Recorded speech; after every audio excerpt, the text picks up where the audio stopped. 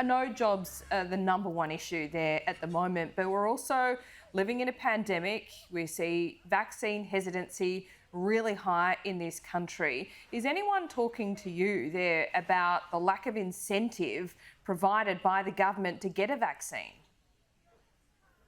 Oh, look, no one's raised with that with me on pre-poll.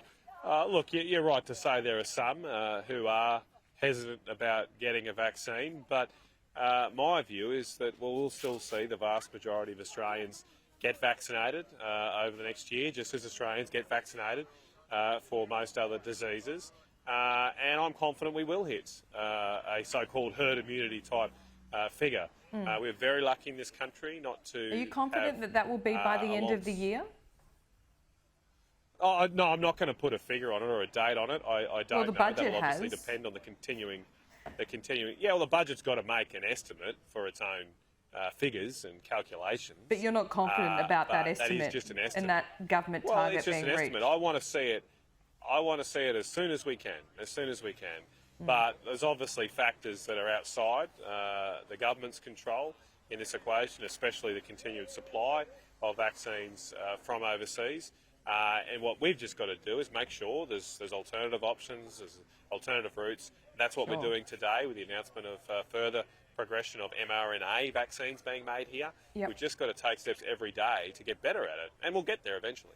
Well, we keep on hearing that, and you're the latest government MP to say that. We heard it from Greg Hunt. He keeps on saying that, mRNA vaccines will be available by the end of the year for all Australians. Does that mean you're cutting loose AstraZeneca?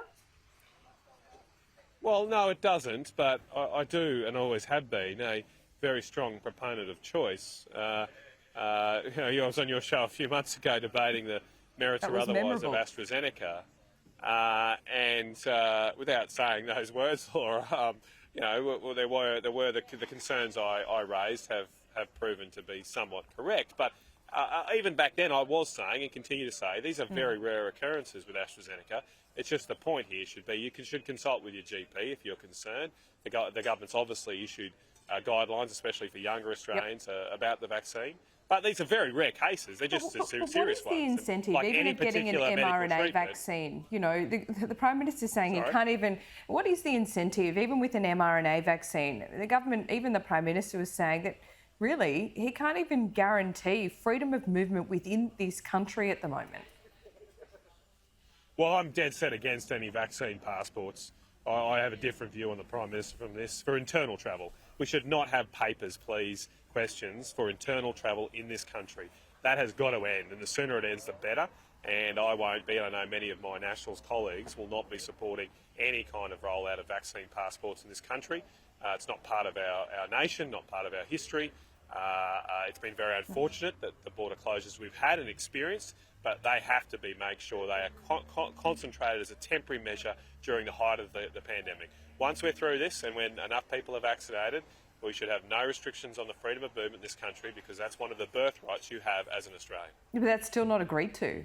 The Premiers haven't agreed to it, and there's no National Cabinet meeting for 2 weeks. Shouldn't this be a first-order issue? Well, I don't know if it's a first-order issue right now, Laura, because we still have. We're not fully vaccinated. We had a lockdown just 2 weeks ago. When we get to that. Yeah, and maybe there will still be a need for that. I'm not disputing the merit of doing those things while the pandemic is running out of control. But once Sorry, can I just pick up on that? So you think these lockdowns are still justified at the moment? With one or two cases? In limited ways. It all depends on the circumstances, Laura. I think there has been an overreaction to some of the outbreaks in recent months. But what I'm not doing is dismissing the fact that there is a need sometimes for restrictions to be in place if there is an outbreak. I think, and I've said for months, that I prefer those restrictions to be based on a very localised level, not across whole states, which doesn't make a lot of sense, but let's make them as local as possible and do what we've done successfully over this past year in controlling the virus. And that's been done here in New South Wales. That's what the New South Wales government has done, and it's why people should elect the Nationals here to continue that sensible approach where there are some restrictions placed in when an outbreak occurs, but we don't have a blunt tool and lock up everybody in the whole state. That was an impressive segue. I'll let you have that, Matt Canavan. Good luck for this weekend. I was waiting for you to interrupt me, but I appreciate that. Never, Matt Canavan. You enjoy it, I'm sure.